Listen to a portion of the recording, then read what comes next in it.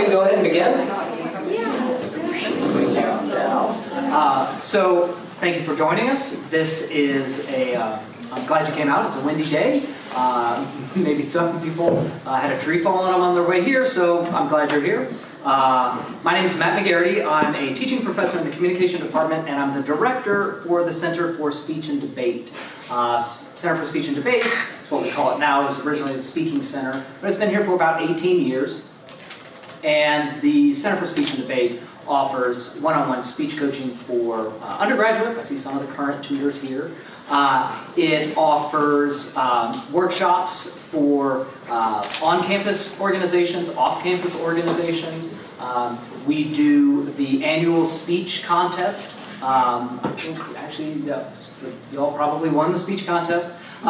So we do the annual speech contest every year. We also offer debates. So like last year we ran a big discussion and debate on Washington State vehicular pursuit laws for the police. So that's what the center does. But tonight what we're going to be doing is we're going to be talking about public speaking in your career and public speaking as a career. And so we've got three panelists with us this evening, all alumni of the University of Washington, all three tutors in the Speaking Center, who are going to be talking about how their speech skills and speech writing skills sort of help them in their career and how in some cases it turned into a career. So first we have joining us virtually from Washington, D.C., Michaela Hall. We were very good about trying to make sure that we were able to see her, we were going to be able to hear her, but she wasn't necessarily looming over our heads the entire time. So she's over there. Michaela is a content editor for the Foundation for Government Accountability, and there she prepares opinion pieces and original content. She was previously the director of communications for Congressman Bob Latta. She was a content editor and speechwriter for Eastern Washington U.S. Representative Kathy McMorris Rogers. So Michaela is joining us virtually, but we will be hearing from her. Maddie Epstein is Senior Communications Manager at Microsoft. Before that, she was a Communications Account Director at the PR firm We Communications. She has drafted executive speeches. She launched a corporate responsibility campaign for AT&T CEO. She also has helped out with the lead communications for the Capitol Hill Block Party. And we have Elizabeth Wolf, who works for the business consulting service Slalom, where she served as a keynote speaker at Slalom. She consults on healthcare and life sciences. And recently she started her own independent communication consultancy firm, Communication Code, which focuses on software engineers and managers. She also is a Make-A-Wish ambassador and delivers speeches around Washington State. So those are our three panelists. You're not going to hear a whole bunch from me. You're going to hear way more from them. And here's how I envision tonight going. I have some questions for each panelist. I've showed them, so they're not surprise questions. I've got questions for each panelist to kind of get the ball rolling, and we're going to hear from them, all three of them, for the next 30 minutes, 35 minutes, and then we're going to open up the floor to questions, and we'll finish by 7. Okay. Actually, any questions before we get started? All right. So the very first question I want to ask, and this can just kind of give us some context for each one of these speakers, is how did your career unfold? Right? How did your career unfold? So let's go ahead and start with Michaela. How did your career unfold? Well, before I get started, thank you for the invite to this, Dr. McGarity, and for putting this panel together. I wish I could be with you in person because I miss Seattle so much.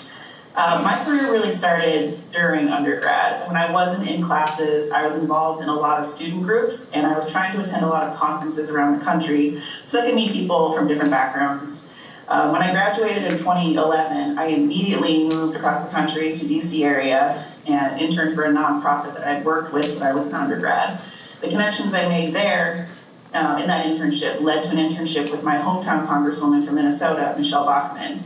And from there, my entire career was a lot of right place, right time, mixed in with hard work, long hours, and trying to use the skills I had learned in college. I went on to be her press secretary, and then I was Tom Emmer's press secretary after that. I went on to work for Kathy McMorris Rogers as her speechwriter and the internal comms person for the entire House Republicans when she was in leadership. And then I ended my time on Capitol Hill with Bob Latta. I worked in the House of Representatives for nearly a decade before making a huge career switch. And I'm now the managing editor for a nonprofit based out of Florida. And I oversee a team of writers. My career has not at all been what I expected it would be, but it's been fulfilling and it's been interesting. And that's really all one can hope for. Great, thank you. So I'm sure you saw, I forgot to hit record on the Zoom, so you had that notification pop up. So, all right, Maddie, go ahead and tell us, how did your career unfold? Starting to hear you go. Definitely, yeah. So thank you for hosting this panel. Really excited to be here. I was thinking about this on the drive over. There's kind of two ways I could tell this story. One of them is like how each stage really built up to the next one as if I had planned it that way. And the other is a lot of luck and amazing people around me. Calls to Professor McGarity, what do I do now? And so I'll kind of weave it somewhere in the middle. So I was also a tutor at the Center for Speech and Debate and learned a lot of skills there that helped me interview for jobs to this day. People love that. So even though that was a college position, it's still one of the most helpful things that I talk about in my career now. Graduated college, thought I would be the director of a nonprofit, and communications didn't pan out. You give it your shot. Had a lot of random jobs, cleaning a yoga studio, biking with billboards, and then landed a job at Brooks Running and did customer service there for a while and worked my way up into communications there. And then stayed in the outdoor industry and worked for an adventure travel company and did their PR and social media, which was really fun. And then got advice from a mentor of mine that said, if you want to move up in communications at all professionally, you need to work for an agency. So I then worked for We Communications and learned a lot. It's like drinking out of the fire hose to work at a communications agency. In some ways, people say it's comparable to grad school. Looking at Aaron, I don't know if it is, but you learn a lot of skills that are very tactical and helpful. So it's just a different route. So I worked there for a long time for a lot of different companies, and you kind of cross-pollinate and build your skills. And then now I'm at Microsoft, where I've had a couple of different roles and all within communications. And yeah, but my career really started in college doing all this stuff for the Center of Speech and Debate. I want to come back to that and ask sort of, maybe that'll be the next question, so building on that. All right. I'm gonna stick to theme here. My career, weirdly enough, also started in college. So where you guys are sitting, I remember like it was yesterday, and I encourage you to like really just think about that spot. It's a good spot. It's a launching pad. So mine did start in college. I started in internships for healthcare organizations, and I actually worked for a women's healthcare organization, and I thought nurses, excuse my French, but were badass. And I was like, I want to be that. But if I put a needle in a patient's arm, I'd probably throw up on the patient. I was like, how do I get as close to that as possible without doing it? And I fell into healthcare consulting. And I've been there for the majority of my career. And without learning how to speak, without learning how to talk, there's just no way I could have had a career that I fought that hard for. And I also am gonna not be humble, like I've excelled in it and I've loved it. The one thing though that like constantly kept, it was like a tiny voice in my head kind of going clinically and saying, was like, you miss so much the opportunity you had at UW, where I worked with students one-on-one, and that was in the consulting lab. And there's some kind of fire that happens when you teach someone that they have a voice that has power and they know how to use it. And so in January, I actually decided to start my own company, and it's called Communication Code. So I work with software engineers and I teach them how, through communication, how do you manage a team? How do you manage a director? And so that's my weird career. It's kind of like a water thing. Everything started to bleed together. All right, so sort of following on all of this, we'll maybe we go over this way and then we'll double back. So we're not always going in the same order. But so I'm curious about, you all mentioned the center, which is great. That's a wonderful plug. I hear the guy who runs it. But I'm curious as to what specifically you think you picked up, or what skills you gained in communication or speaking skills while you were here at UW, and then specifically how you're doing that. Like if you're writing for someone, how are you writing for someone? Or if you're coaching someone, how are you coaching them? And so what skills do you think you developed here, and how does that show up now in your career in sort of a very practical, tangible way? So we'll go back the other way. So Elizabeth. All right, reverse into it. Yeah. I actually have someone here who I admire greatly. His name is Pierre. And one of the first things that happened in my career that I learned I had is this thing called executive presence. I think it's because I'm not scared of CEOs, but it's also called executive presence. It's where you're sitting across from someone who is in a very important position. They're either running the company, they're in a director position, but you recognize in that moment that your voice still has weight and that what you say still matters. And so that was one of the first things I picked up on while working in that center. And then I think the second one that I want to make sure all of you leave college knowing is how to speak on your toes. So in college, I learned it was impromptu speaking. And the thing that's helped me a lot through my career is when you get those zingers that just throw you on your butt, you know how to answer it and then keep your purpose at the top instead of the like spinning off or losing what you're trying to say. I think those are the two big ones that like I carried through my career. Great. Right. Yeah, I feel the same. That was great. Okay, so a lot of skills that I learned in undergrad that have prepared me for my career now. And so I will defer to a tried and true structure that I love, and bonus points if you can pick up what it is. So the University of Washington taught me essential communication skills, two key ones that I'm going to focus on. The first one was how to speak so that other people would listen. And the second was to listen so that other people could speak.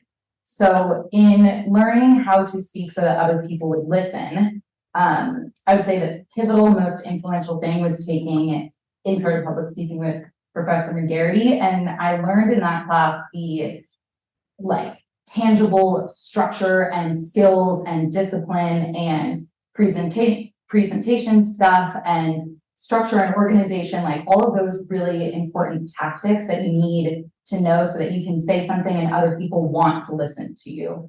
Because as we all know, there's a lot of people talking and no one owes you their attention. So I learned how to do those things and implemented them right away. Like you take one class and I'm like, now I know this new trick. So that was really effective for me and really helpful. And I would say the way it shows up in my job now is a lot. My boss will be on a call with 100 people and my boss will say, okay, Maddie, which strategy should we go with? And be like, we should go with the first strategy for 2 main, you know, like you use it all the time. I had to give a eulogy for my grandfather. And I'm like, man, how do I say this in a way that will actually honor who he was, instead of just speaking about him? And I referred to learning the structure of the value type of speech, or celebratory speech. Mm-hmm. And then another example is I was asked, okay, Maddie, draft a commencement speech at the University of Washington for this executive. And you're like, okay. So I've referred back to the things that I learned in that class a lot throughout my career again and again and again. And then the other, so now that I've talked about how I learned how to speak so that other people would listen, I will explain how I learned to listen so that other people could speak. So this happened at the Center for Speech and Debate, where you are, I feel like probably everyone here has been there and knows what it is, but you're a public speaking tutor. People come in with a different speech and you're listening to them with the hope of providing feedback with them or to them, which is a bit scary to do because sometimes it's pretty constructive and you need to have the confidence to say, this is what I would advise, or this is what I'm hearing, or I'm noticing this. So you learn to focus on what that person is trying to say and how they speak. Because you're coaching them to speak their best. I feel like this is your entire job. It is like teaching them how to speak like themselves instead of everyone's giving Maddie's speech. So you need to listen and learn how to think like someone else would so that you can help them do them better. And you don't need these skills in order to have a career in communications, but you do need these skills if you want to be good at your job in communications. Like anyone can make a TikTok, but like it's not necessarily good just because you can make it. And it's the same thing with working with communications professionals. You know who is like good and who is sort of like doing their job and has no idea what's going on. So they're really essential skills. And working as a public speaking tutor also gave me the repetitions to build my confidence. Like you're going to the gym, you have to build a muscle. Like you can't just know how to do something. You have to do it a million times. And then the best way to learn something is to teach someone else to do it. And I do this all the time in work as well. Sometimes I'm writing stuff for myself and I'm presenting to a bunch of people. And a lot of the times I'm writing messages that other people are then delivering. And so when I'm writing that and I'm coaching or doing like a media training with someone, you need to help them speak like themselves because they'll be more confident and deliver the message better if they feel comfortable. So I constantly am using that skill of listening to what other people are saying and how they do it in my job all the time. So in conclusion, I learned how to speak so that other people would listen, and I also learned how to listen so that other people would speak. All right. Okay. All right, Michaela.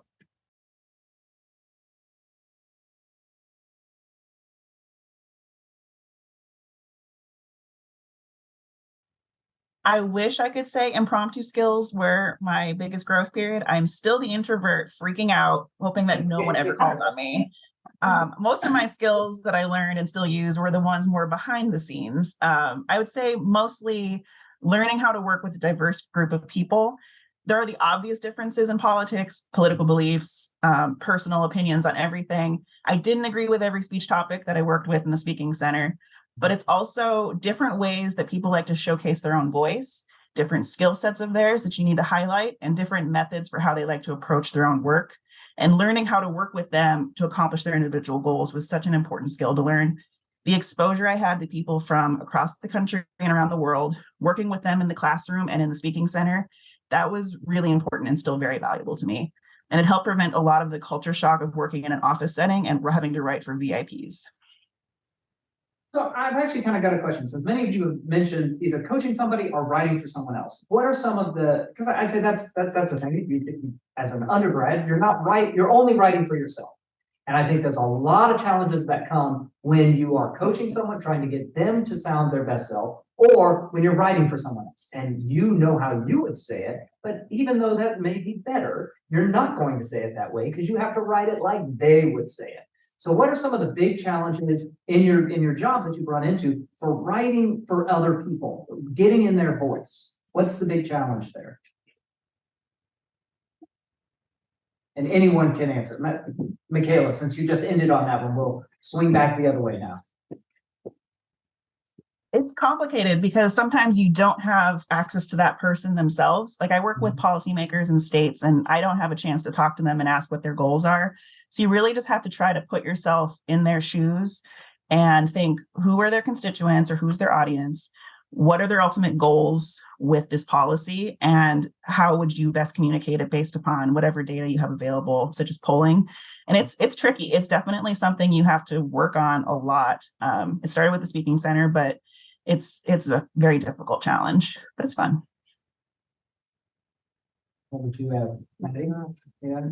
I would say one challenge, sometimes it depends on how comfortable that person is speaking. Like if they are someone that loves doing speaking engagements, then you can work with them on like, hey, I've got a couple of, cool jokes I think we should add in. What do you think? Other people are not comfortable speaking. And so you're not there. So I would say the first challenge is some people also might say like, I'm super good at public speaking. And then you work with them and you're like, okay, like, so you have to, like, there's a lot of intuition, I think, that goes into it, like knowing when to suggest that someone memorizes a soundbite and says it directly versus if they seem super robotic, if they're trying to memorize something and you don't want to go for that. So in terms of the challenges, I would say often the people that you're writing for are really busy. So in a perfect world, you would follow them around and listen to how they speak. Like they use the word incredible a lot.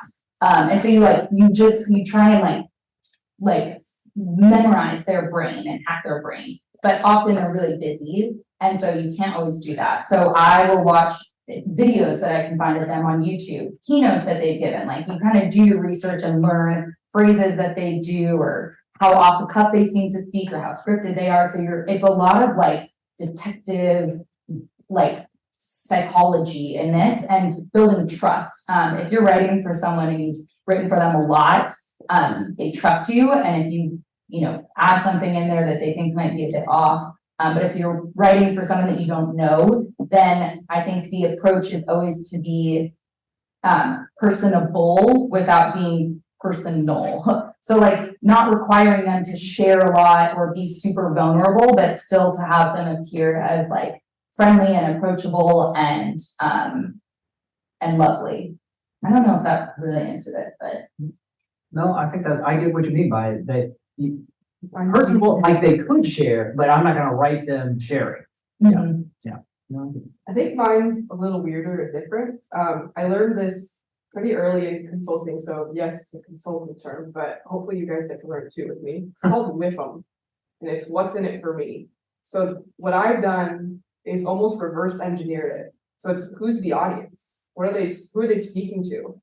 And what do those people want? There's something I think still beautiful about humans, and like we are all motivated, we are selfish creatures, and that's awesome. So what do the people want? And I think when you start a message that way, based on what the audience is hoping to get out of it, the two of you, whether you know them or not, you now are starting on a common ground. So with them. Okay, so put in lots of good plugs for the class and center, thanks for that. What did you, looking back, what do you wish you would have done during your time at UW that where your career is now, you go, oh, if I would have done that, it would be something else in my toolkit. I would have something else in my bag. What do you wish you would have done a little bit more while you were here at UW? Where you want us to go? You know, we keep doing this back and forth, so I like that. I like that motion. Okay. Hello again, everyone. So when I read this question, I thought of it on a spectrum. So like, for me, these wishes could be, they were like emotional and they were also pretty logistical. So if I take you over to this really emotional side, I think it was, the first one was, I wish I leaned more into having bigger and better friendships. I know it sounds ironic, but I really thought getting the A in accounting got me the good job and the good friends and the good house and the good career. But it turns out the A meant nothing for that. The friends came by being open and honest and asking me really good questions. That's like one of the emotional wishes. The second one was, I wish I had studied abroad.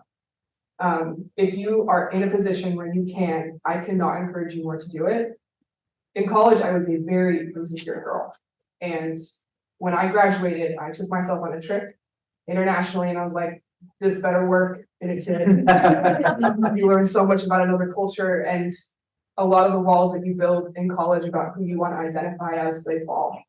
And so if you get the chance to do that earlier rather than later, just go for it. On that other side of the spectrum is more logistical.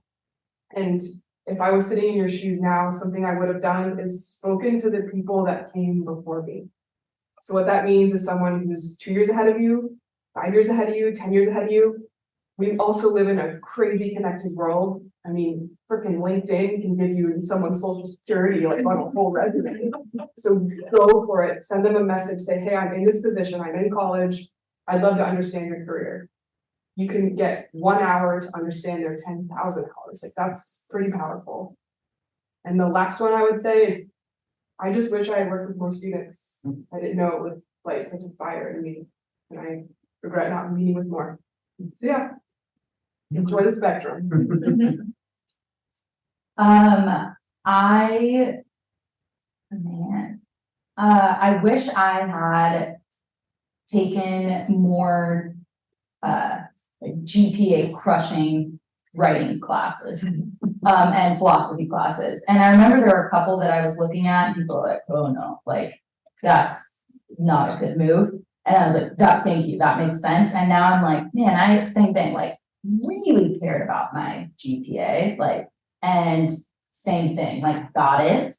And I didn't go to grad school, no one cares. Like no one's asking for it. It might still be on my resume, no one cares. Like it's just, it wasn't helpful for me. Again, if you're going into grad school, it might be different. So I'm not saying don't care. But just the the fear that I had of taking some of these classes that I really wanted to and being scared that I wouldn't get enough of a grade and it would damage my GPA. So I wish I kind of gone for those. And then I mean, man, I took some astronomy classes that blew my mind, and you know, you get to sit in the, I can't remember what it's called, but the planetariums. It's like a arced ceiling, and it's like, brilliant. And I still like look at this guy and I'm like, I know about that. It's really cool. And then psychobiology of women, that you should, every single person should really take that class. It's like, really like feels like it should be mandatory. I don't know what else. I did study abroad. I think that was also like a really critical part. And this one's like classic, but just to be more present and trusting, like things do work out. You will get the jobs, like you will get a good enough GPA, like all of these things will work out, I promise. And so if you're able to like breathe and be present now, I think it helps you remember what's happening and all of the memories that you're making and connections and all of that. So. Thank you. Michaela. I wish I had discovered the communication major earlier. I took it very literally, and I knew I wanted to go into politics. So I thought that the only way to do that was to major in political science. And no offense to that department, but I did not enjoy it at all. And I just did it anyway because I thought I had to. And I took a communication class because I needed some more credits to graduate and I was really bored. So I just took one and I loved it. So I ended up cramming in that major with my last year of college. And I wish I would have known then that there could be other less literal majors that could lead to the career that I wanted. And I would have enjoyed my time more, gone deeper into communication, and really like sought out everything I could with that major.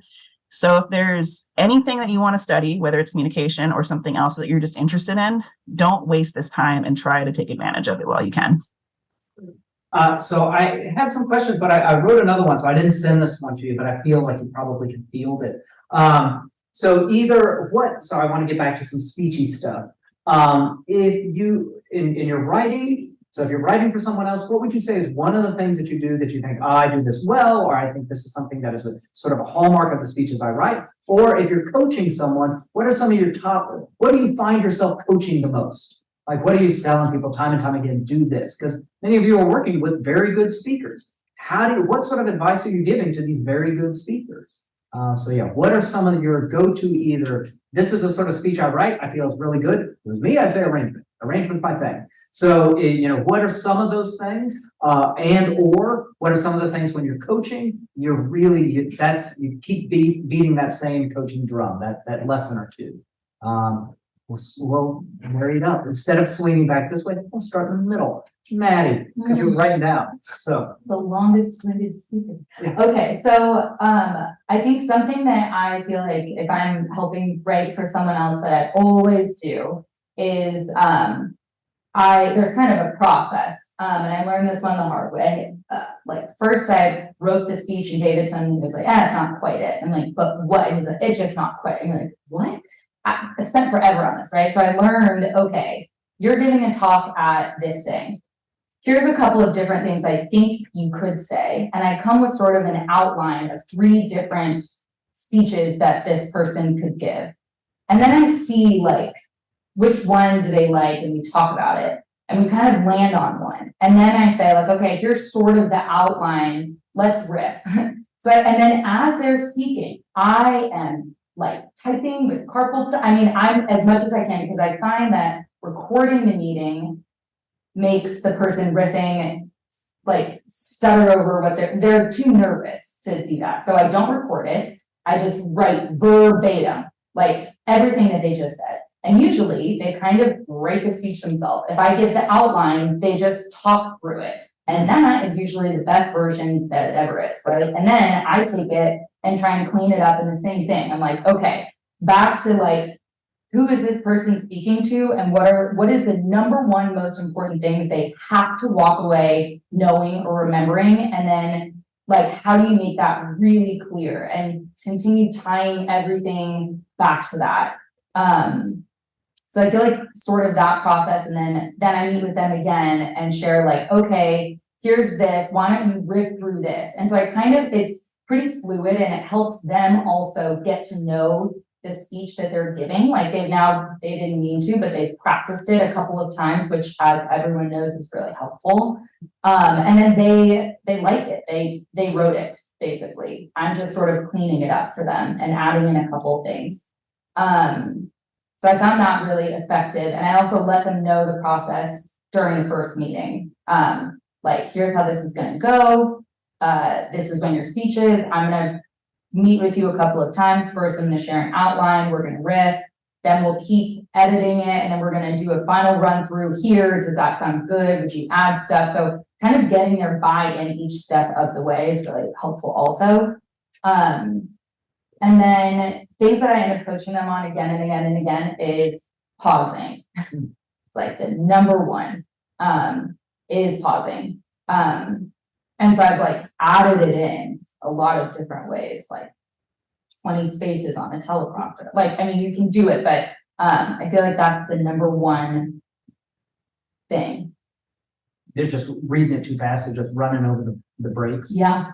Like speaking really quickly, or yeah, like combining 2 points together and then someone's not quite listening to it. And I find that like, even if the delivery is okay, if they add in effective pauses, it's like really a huge, like 50% better. Oh, the other one is recording it and having them watch it, which I learned in the speakings or the Center for Speech and Debate also. It's like night and day. So if I can even get them to just record it once or give me a full dry run all the way through and I record it, those are the two big things that I find most helpful. Great. So who wants to go next? I'll give you a choice now. Elizabeth, Michaela? I can go. Okay, thank you. I'm a little far removed from speech writing and speech training, so this is more focused on op-eds and opinion pieces. We reverse outline a lot. I usually have people just word vomit anything that they can think of that they would want to say onto a piece of paper, and then we work together to find some structure within the chaos. And usually we can get to the point pretty quickly. The other thing is we get exposed to a lot of consultant firms in DC. Our team will bring people in and they have a lot of good advice, but our team tends to take it a little too literally and seriously. And they'll go, oh, well, this person said to do it this way. And then they'll do it verbatim that way every single time.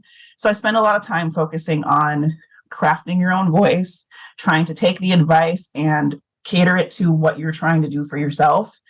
And also trying to focus more on punchy language, because people tend to go, if I'm trying to paint a picture, then I should be really flowery and use a lot of alliteration and just be really over the top, when you really just need to say what you mean and try to find a story that attaches to it. That's great, thank you. Okay, nice answers, everyone. Those are fantastic. When I think about like a common theme across most of the people I work with, I think the hardest hurdle you climb, and I'll bet you $10, everyone in this room has either climbed it or is still climbing it, is receiving difficult feedback. And if you are not getting feedback in your career, I want you to remember right now, that's criminal. Like, in order for your career to excel, for it to grow, you want to be receiving feedback. Doesn't make it easy though. So the biggest thing I think I see myself coaching people on is how to both give that difficult feedback, because there's ways of giving it really well. Also how to receive it, because there's a lot of things you can do in terms of your body language, your words, the way you shut up. So that's like probably the biggest thing that I see that I coach people through. So I kind of want to now shift to some questions. I said we'd go for about 35 minutes. It's not been that long. So I want to shift to some questions. Does a wireless mic? We don't, we have a replacement for if No one worries. goes out, but I'll field the question, but just so we can hear it, and so that Kayla can hear it, because I'll repeat any question that you might have. So it can be a question about their jobs, or it can be, I'm telling you what you can ask them. It can be about their jobs, it can be about their careers, it can be about speech. It can be about any of the themes that we've discussed this evening. So what questions do you have? Yes.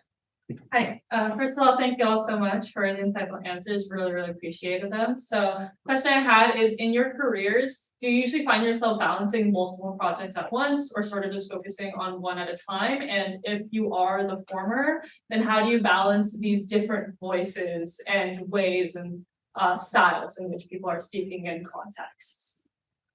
So the question was, if are you writing for multiple people at the same time? And if you are, how are you balancing all of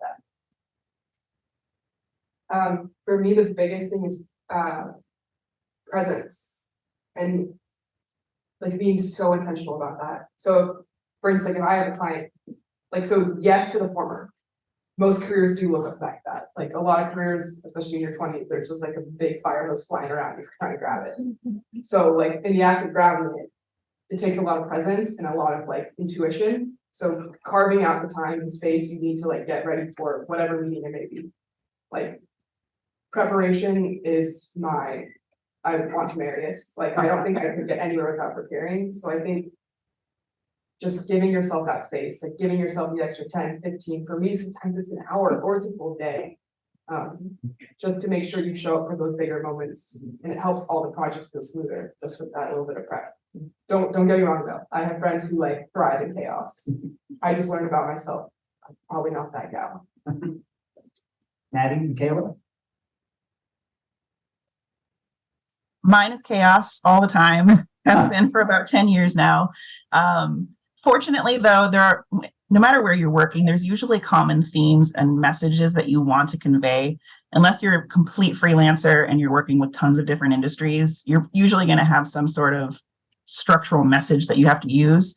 And then from there, it makes it easier to then balance all these different voices. You can say, all right, this is what our organization or our company is trying to work on with this issue. Build out your structure and then insert where needed the different voices and the different messages for that individual person. For me, sometimes it's helpful and sometimes it's harder to have such different things that you're working on. Like sometimes you're kind of sick of working on something and you work on something different and it refreshes your brain. And then other times it's like really chaotic. So neither one I would say is better or worse. What I've done to try to balance it is I use OneNote. So I take notes for different things in like the same place. So if I'm working on one project, all of my notes for that project are in that one place, as opposed to like having all of my things and then so like anything I can do to, when I'm working on this, I'm in this. And I also take a lot of verbatim notes also so that I can sort of like, where was I? And then like cue my own memory. And so I'll make like to-do lists for myself or jot down as much as I can, almost as if I had like no memory going into it and all I have is my notebook, because often when I am switching between a lot of things, I don't have, like, unless I write it down, I will not remember what was chatted about the week before. And then the other thing that I try and do is think about like what decisions were made and I write those down. Like we decided X. And so it's like, because a lot of the times you start working on something, you're like, what was our next step? Like, where was that? So it's like anything you can do to make it super clear right where you left off, to help with the transition, I found helps. Other questions? Hi, my question is, recently there's new technology like AIs and large language model like ChatGPT. Do you think that plays like any influence in your job and in your field? And if so, do you think it's more positive or more negative? So I'm going to repeat the question once again for the video. ChatGPT, AI, language models, is that going to play a role in your jobs? And is that role going to be good or is it going to be bad? I'll take this one. So one of my like professional heroes is the guy that leads communications at Microsoft, Frank Shaw, and he has this quote that he keeps saying that's I hope I don't butcher this. AI is not going to replace communicators, but communicators that know how to use AI will. And I'm like, oh man, I don't know exactly what the but I'm like, it's good, right? Like it's true. I have found because I can write a speech for someone. It takes me however long, and someone that's a master with ChatGPT could probably write a better speech way faster. And especially as prompt engineering increases too, people that are not skilled writing a blog can be like, know how to prompt engineering enough to get a really good blog fast. So I think it's both. It's helpful and, there's always this lost art that happens when a new wave of technology comes. There's always these like beautiful handwritten notes that were gone when email happened. Like there's always this kind of nostalgic human touch that's missing. I do not think that AI for communicators will ever replace humans because you need the nuance, the empathy, Sneezing. you need humans reviewing it. So sort of the way that I think about using AI in my daily job is like a very like eager yet like needs a lot of training intern. So like you give it a lot of stuff, but you need to fact check everything and you need to be like hyper specific with what you need. So I think of it kind of like an assistant that I'm using all the time, but it is phenomenal. So I would encourage everyone, if you haven't started tooling around and experimenting with AI, to do it because it's absolutely not going away. And I think that communicators that know how to leverage AI are really valuable. I work with a few startups that have designed, they're awesome, it's their applications where you're on Zoom and it's telling you like, slow down. Like you use this word this many times, or like, it also encourage you because you also don't want to be yelled at for like 30 minutes. So there's really good tools out there that are just built with an AI that help you be a better speaker. I'm gonna take the approach and like knock on all, but this is not wood, but like hope to God that that human connection is not lost as technology starts to get brilliant. Because I don't think like this is the kind of stuff we missed during, for instance, the pandemic. And it came back in full force. So I think it enhances humanity, but in that lens of how to be a better speaker. Michaela, do you have anything to add? I'm more of a watcher and waiter. I'm a little more hesitant with new technologies, but we've been trying to find ways to use it for research because we'll be writing papers on different topics and we need quick information. And rather than having to dig through a ton of papers or old documents, we can try to use AI to find it more quickly. I don't think it's quite there yet because we haven't had the most success with it, but I'm kind of excited to see where that goes. I've not had a whole bunch of luck. I think it can structure messages really well, but the writing is usually pretty clunky and it's not oral writing. So I think it's really good at providing that first draft, but yeah, I've needed to do tons of punch up with it. So great. Other questions? Matt, this made you smarter. No, I don't think that's it at all. But I can write simpler than AI. That's for certain. Yeah. Thanks again for the responses. How do you guys recommend getting started in a career like yours? And like kind of building off of that, do you have suggestions in getting internships or other opportunities, whether that be in undergrad or like post-grad? So once again, I'll just repeat. How do you get started in careers like yours? And do you have advice about finding internships?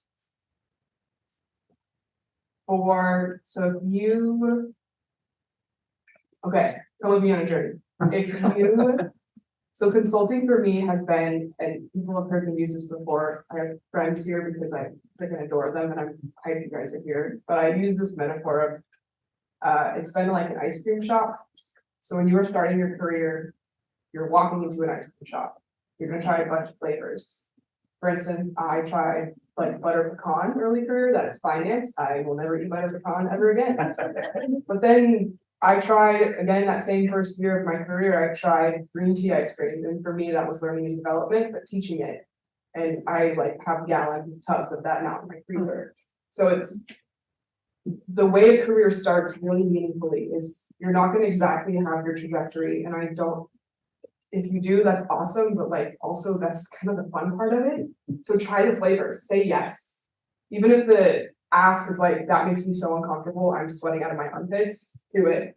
Because then if you try it, you might fall in love with it, and if you try it and you don't, then it's like, okay, now I have one more decision to get me towards that point. So it's like these tiny little micro decisions and eat the ice cream.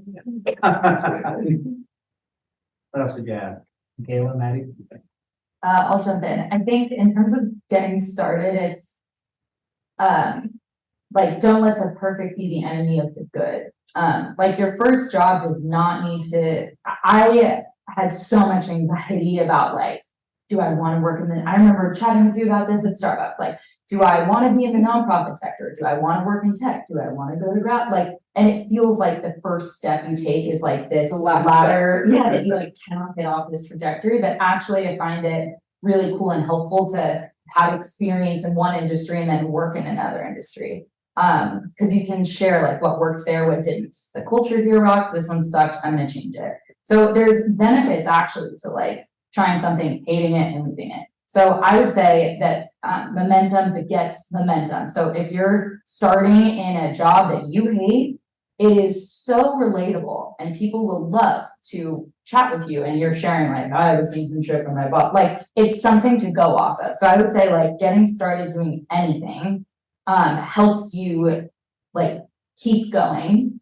And then I think also just doing things like this, like the more that you can sort of put out there that you're looking, and chat with people without saying at the end, like, so do you have a job offer for me? But like the ask is, I'd like to learn from you. And the secret is in being such a gracious listener and demonstrating your professionalism through the informational, like showing up on time, having really smart questions, being able to talk about yourself, ending the meeting on time, like sharing a calendaring, like all of these things, they'll be like, you'll be stuck in their mind. So when they hear of something, they'll shoot it over to you. Because people also love to help other people. It looks good professionally if someone's hiring for a job and you know someone that takes it. So it's not just them doing this huge favor for you. There's a lot in there. So yeah, just talk to as many people as you can and yeah, and just also know that it will work out. Like every single person has felt like this isn't going to work out and it does. Michaela, can you speak to this? Because you kind of got more started in campaigns, working on campaigns, and that's sort of a different, slightly different type of route. Yeah, I got involved with student groups originally, and I think the advice across the board is just build genuine friendships. Try to get involved with something that you're passionate about, meet a lot of people without expecting, like was just said, a job offer in return. With political jobs in particular, you usually have to start on a campaign or as an intern in a congressional office. But the easy way to get those is to reach out to your own congressional office and ask for one. You can intern in the district or you can intern in DC, and they both are relevant experience. But my advice would also be just to ask people to coffee and just genuinely get to know them as people, learn about their own interests, learn about how they got started, and plant that seed so that you are in their mind as they're working on a new campaign. All right, other questions? Yeah, so currently, today I just did 2 interviews, which is super struggling because I'm trying to know like what the interviewers looking for from me and what kind of candidate they are looking for. So I'm trying to be someone like they like. But also I have been heard I have to be transparent, to be open, to be who I am. So it's hard to actually balance that 2 points. So how do you guys like with experiences in this field and have seen so many entry-level professionals to give some professional experiences and some tips? So the question is, in interviews, sort of finding that balance between sort of presentation of the self you think the interviewer wants and presentation of the self that you think you are, and trying to be able to balance that. What have you seen? What do you think works? What doesn't work?